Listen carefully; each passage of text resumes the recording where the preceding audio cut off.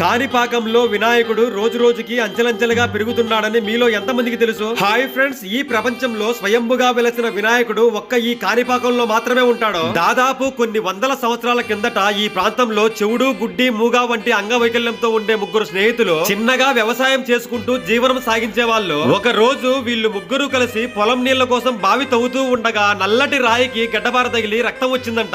ఆ రక్తంతో కలిసిన నీళ్లను వీళ్ళు తగులుతానే అంగవైకల్యం పోయి మామూలు మనుషులయ్యారంట. ఈ విషయం తెలుసుకున్న గ్రామస్తులు బావిలో నుంచి విగ్రహాన్ని బయటకు తీయడానికి ప్రయత్నించి విఫలమయ్యారంట. ఎందుకంటే బావి ఎంత లోతు తవ్వినా వినాయక విగ్రహానికి చివరి భాగం కనిపించలేదంట. ఈ విగ్రహాన్ని ఎవరూ తయారు చేసి ఇక్కడ ఉంచలేదని స్వయంభుగా వెలిసిందని భావించి అప్పటి నుండి ఈ కాణిపాక వినాయకునికి స్వయంభు వినాయక అని పేరు పెట్టి నిత్యం పూజలైతే చేస్తా ఉండారని ఒక కథనం అయితే ఉంది. ఇంకో ఆశ్చర్యపోయే విషయం ఏంటంటే స్వామివారి కోసం 50 సంవత్సరాల కిందట చేపించిన వెండి కవచం ఇప్పుడు స్వామివారికి సరిపోలేదంట. అంటే కాణిపాకంలో ఉండే స్వయంభు వినాయకుల వారు రోజు రోజుకి పెరిగి పెద్దవుతున్నారు అని అర్థం. ఇంకా ఫైనల్ గా మీలో ఎంతమంది ఈ కాణిపాకం వచ్చి స్వయంభు వినాయకుల వారిని చూసారో కామెంట్ అయితే చేయండి. సరే అయితే ఉంటా మరి.